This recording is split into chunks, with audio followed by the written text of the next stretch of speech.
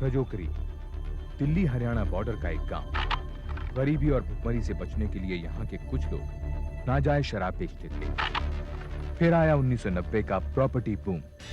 दिल्ली के कुछ रईसों ने मुंह मांगे दामों पर जमीनें खरीदी, आलीशान फार्म्स बनवाए, कच्चे घरों की जगह ऊंची बिल्डिंग्स आ गईं और बैलगाड़ियों की जगह कीमती कारें। पैसा जो खरीद सकता था यहाँ के लोगों ने लिया, मगर धर्म और ईमान किस दुकान पर बिकता है?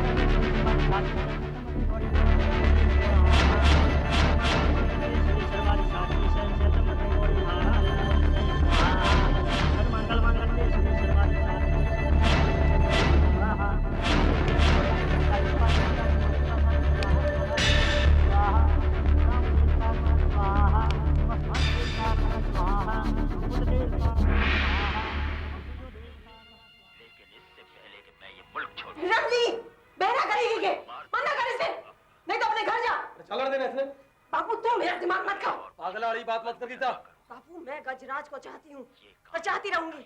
वतन ने रोकी नहीं होती तो उससे ब्याह कर लेती। शर्म कर गीता, इसका ब्याह हो लिया है। कितने साल हो गए तेरे तो समझाते हुए। वो तेरा गोद भाई है और अपने गोद के छोरे को ब्याह नहीं कर सकता, समझी? गोद वोद मैं नहीं समझती। तो ठीक है, अगर तू नहीं मानती तो कल को छोरा देकर तेरे फेरे करवा दूंगा। किधर नहीं देखो, अमरीश ने लाश को अपने कपड़े पहना दिए और सबने सोचा वो मर गया, उसका मुंह बिगाड़ दिया। अमिताभ बच्चन को पुलिस पकड़ के ले गई। रमली गीता के गरीब किराएदार राजेंद्र की बेटी थी। बापू के मना करने के बावजूद गीता रमली का इस्तेमाल करके गजराज से मिलती रही। गजराज, आज फिर बापू ने तुझसे मिलने को मना किया। तो तू रो क्यों रही है? वो तो पिछले 8 साल से मना कर रहे हैं, तूने कभी उनकी मानी? और अब तू भी तो मिलने नहीं आता। ब्याह के बाद उसके पल्लू से बंधा फिरता है। गजराज, बस अब तू मुझे यहाँ से कहीं बहुत दूर भगा के ले जा। पागलों वाली बात मत कर गीता। तेरा बाप और मेरा बाप पाताल में भी जाके गोली से उड़ा देगा। तू अब मुझे चाहता ही नहीं, बहाने बनाया कर। असल बात तो ये है कि तू उस चुड़ैल का हो गया। एक गीता, एक बात कान खोल के सुन ले। इतने साल से ये गजराज सिर्फ तेरा है और वो तेरा ही रहेगा। मेरी जोरू चाहे मेरी जमीन जायदाद कुछ भी ले ले, लेकिन गजराज का दिल सिर्फ गीता का है, समझी? इस तरह 1 साल बीत गया। गीता मिन्नतें करती रही और गजराज अपनी बीवी के करीब जाता रहा। फिर गजराज की बीवी गर्भवती हुई और गीता का सब्र टूट गया। गीता, पागल हो गई है? नहीं तो कभी हूँ मैं पागल। बात तो सुन तू मेरी। नहीं सुनती। जाऊँ सुना, बता दे कोई छोरा छुड़ा ले मुझसे पीछा। सामने तमाशा करना जरूरी है। अरे मैं जबान दे चुका हूँ, मैं सिर्फ तेरा हूँ। वो बच्चा होना चाहिए था। अगर तू मेरी बात मान लेता और भाग चलता तो ये नौबत नहीं आती। अब रो मत। रोती बिल्कुल अच्छी नहीं लगती थी। मुझे कुछ सोचने दे। 8 साल हो गए तुझे सोचते। अब जो करना है मुझे करना है। अच्छा मेरी माँ, जो करना है कर लियो। चल अब अंदर चल। मेरे प्लान सुन ले। सुन लूंगा, पहले अंदर चल। सुन। बोल।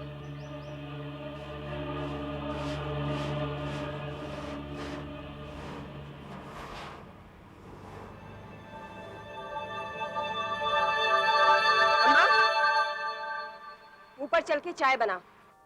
अभी काम बाकी है, बाद में। ये माँ गुदगुदी हो रही है। रमली, सीधी बैठ। बेटा, ये गीता जीजी की माला ना वापस कर रही हो। उन्होंने खुद दी है माँ। देख बेटा, अगर खो गई तो हाँ, और फिर मेरी बेटी तो इसके बिना भी पूरी राजकुमारी लगती है। मामा तुझे 2 घंटे से कह रही हूँ ऊपर चल के चाय बना। चाय की ऐसी भी क्या चलती है? नहीं, तू अभी चल मेरे साथ चल। अरे अरे छोड़ मेरी बाजू को। चल ना। अरे हट जा एक तरफ, मुझे झाड़ू दे ले।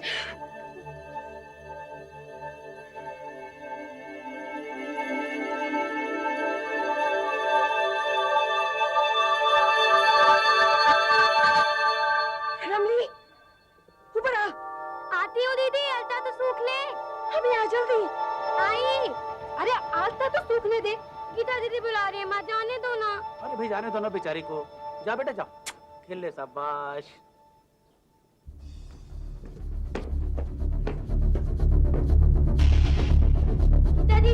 गीता दीदी, कहाँ हो गीता दीदी?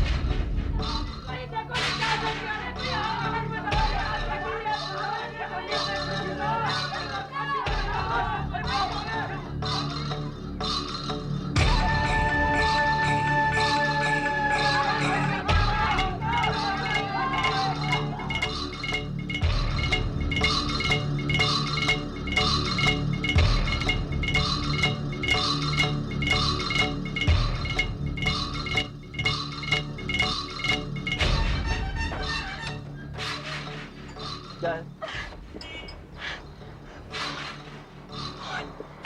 करो।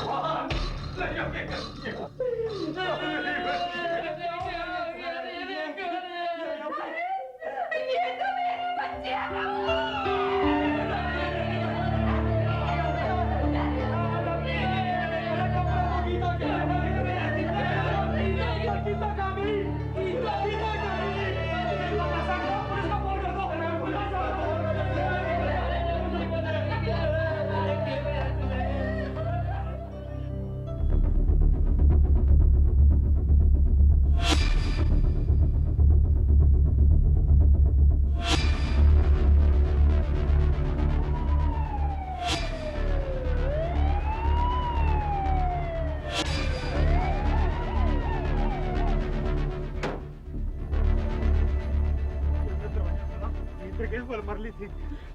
दूसरा ऐसा उसको पहचान नहीं पाया क्योंकि उसने गीता के कपड़े पहन रखे थे। आइए आइए चलिए चल के देखिए। देखिए आइए आइए।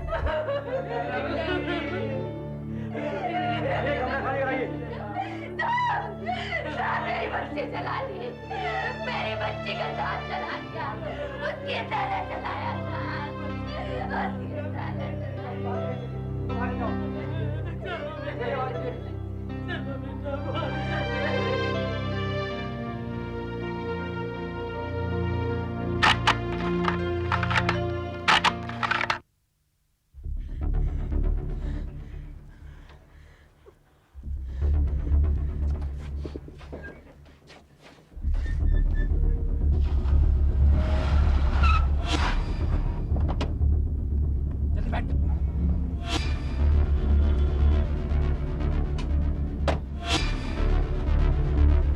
चप्पल मिला है। किसकी चप्पल है ये? गीता मेरी बेटी की। लो, स्निफर डॉग बुलाओ और ट्रेल को फॉलो करो। Come on.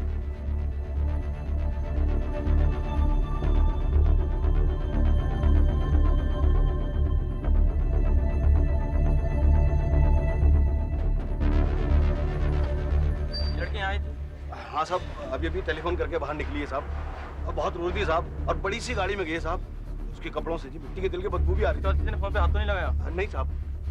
पर साहब बात क्या है? चुप रहो। हेलो, अभी आपके फोन पे कौन बात कर रहा था? आप कौन? मैं सब इंस्पेक्टर भटनागर बोल रहा हूँ। आपके फोन में किसने बात की थी? जी, वो मेरे पति थे, गजराज। पुलिस ने गजराज की पत्नी से गाड़ी का नंबर पता लगा लिया। गजराज और गीता का पीछा करते हुए पुलिस सरोजनी नगर की उस दुकान तक पहुंची जहां से गजराज ने गीता के लिए कपड़े खरीदे थे। ठीक है, तुम वहीं रुको, मैं भी पहुंचकर दुकानदार से पूछताछ करता हूँ। स्टार्ट करो गाड़ी। इस बीच गीता और गजराज ने फर्जी नाम से एक होटल में कमरा किराए पर ले लिया।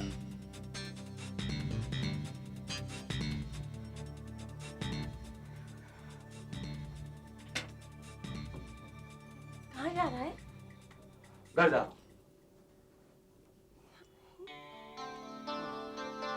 मुझे छोड़ के मत जाना गज्जू, मैं मर जाऊंगी कैसी यहाँ। बात कर रही है तू? छोड़ के कौन जा रहा है? अरे अभी वापस आ रहा हूँ। नहीं, तुम यहाँ से मत जाना, देखो यहाँ बात- मेरे पास रहो। ठीक है, यही रह जाता। यहाँ होटल के बर्तन मारने पड़ेंगे और बंबई की भूल जा। गीता, पैसे खत्म हो गए हैं, चुपचाप पैसे लेके वापस आता हूँ और वहाँ का माहौल भी दिखाऊंगा। हाँ? गीता, देख तू यही रह। मैं अभी गया और जब तक मेरी आवाज ना सुनी हो दरवाजा मत खोलियो, समझी? वापस आ जाना गज्जू, मैं सबके लिए मर चुकी हूँ, अब तेरे बिना मेरा कोई नहीं है। ऐसी बात कर रही है? देख मैं यूं गया और यूं आया। अपना ख्याल रखिए।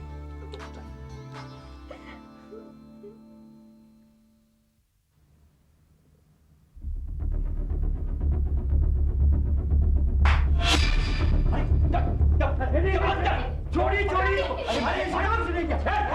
अरे कहाँ ले जा रहे हैं? अरे कहाँ ले जा रहे हैं? इसने रोक लिया। इधर से नहीं चलते।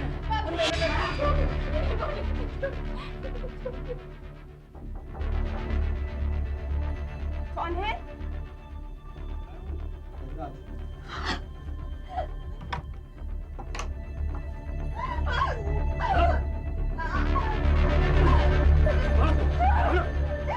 ले जाओ उसको, ले जाओ, ले जाओ उसको। गीता को इंडियन पीनल कोड की दफा 302 के तहत रमली के कत्ल के इल्जाम में पकड़ा गया और गजराज को इस कत्ल में गीता की मदद करने के जुर्म में दफा 109 के तहत गिरफ्तार किया गया।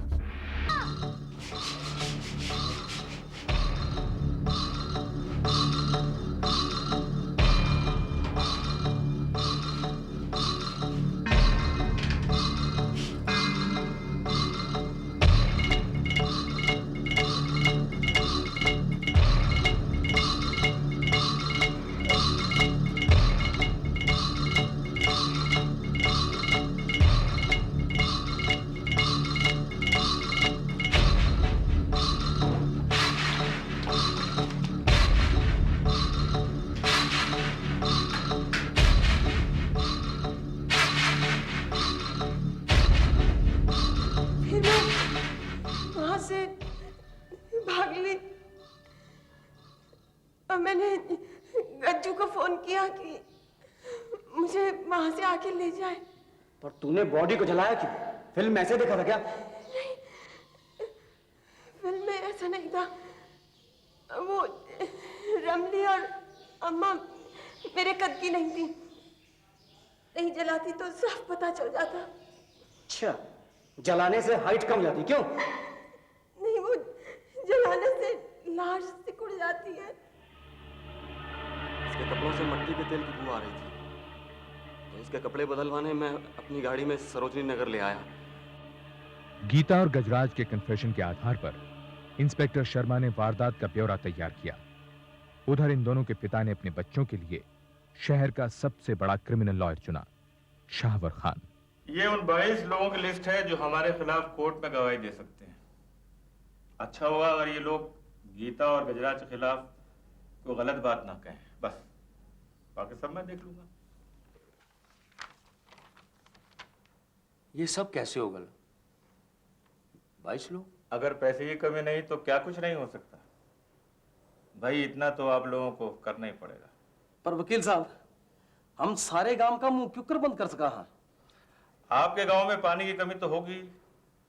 हाँ, तो ऐसा कीजिए, एक ट्यूबवेल खुदवा दीजिए और दूसरे ट्यूबवेल का काम शुरू करवा कर रुकवा दीजिए। इतने में गीता और गजराज की जमानत करवाता हूँ। ठीक है सर। ठीक है ठीक है सर।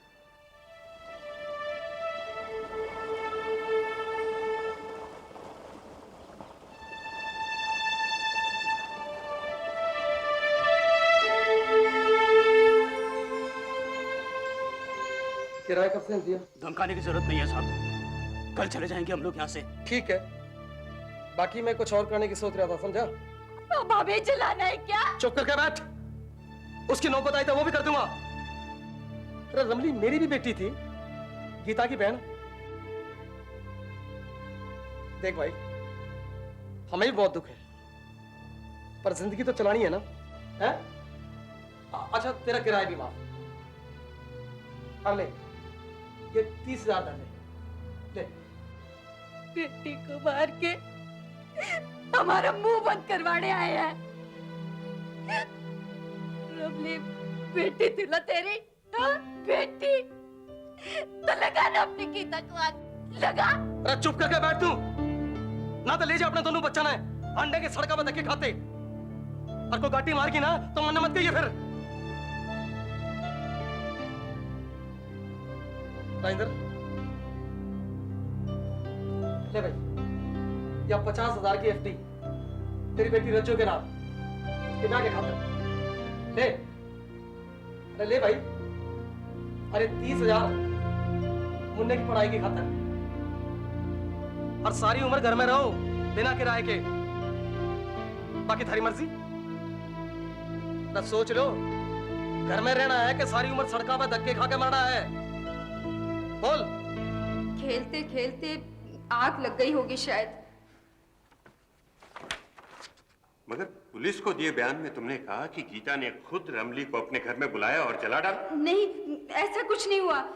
रमली खुद ही गीता के कमरे में जाती थी खेलने। उस दिन भी अपने आप ही गई थी। पुलिस को दिए बयान में तुमने साफ साफ कहा है कि गीता ने जानबूझकर रमली को अपने कपड़े पहना दिए ताकि लोग ये समझें कि गीता मर गई। देखिए साहब, रमली अक्सर गीता के कपड़े पहना करती थी। उस दिन भी अगर पहन लिए तो कौन सी नई बात हो गई? तुम्हें किसी ने डराया या धमकाया है?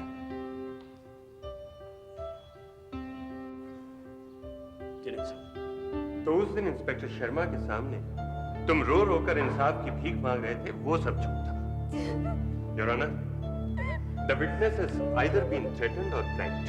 मिस्टर खुराना, आप विटनेस को तंग कर रहे हैं। लेकिन पुलिस को दी स्टेटमेंट में ये साफ। No mister Khurana, please mind your tone. Madam, आप चुप हो जाइए। हाँ तो मिस्टर खान, आप कुछ पूछना चाहेंगे? कोई objection? No no, no objection sir. Shawar Khan को मालूम था कि पुलिस को दिए गए तमाम बयान अदालत में मान्य नहीं होंगे, इसलिए उन्होंने गीता के पिता भगवान दास को बाकी गवाहों को भी खरीदने को कहा। फार्म हाउस का चौकीदार, होटल रिसेप्शनिस्ट, सरोजनी नगर की दुकान का सेल्समैन और बाकी सभी 18 गवाहों ने पुलिस को दी अपनी स्टेटमेंट्स अदालत में बदल दी। सिर्फ इंस्पेक्टर शर्मा और रमली का पोस्टमार्टम करने वाले डॉक्टर ने गीता और गजराज के खिलाफ गवाही दी। मगर मैं लॉर्ड, किसने ली रमली की जान? पोस्टमार्टम की रिपोर्ट के मुताबिक रमली के गले पर रस्सी के निशान थे। रमली की मौत जलने से नहीं हुई, जलने से पहले रमली मर चुकी थी। किसने ली उसकी जान? किसने उसको जलाया? सबूतों की गैर मौजूदगी में। सेशंस कोर्ट ने अपने फैसले में माना कि सबूतों की गैर मौजूदगी में रमली की मौत एक रहस्य बनकर रह गई है। चूंकि गीता और गजराज के खिलाफ किसी ने भी गवाही नहीं दी थी, इसलिए उन पर लगे तमाम इल्जामों को खारिज कर दिया गया।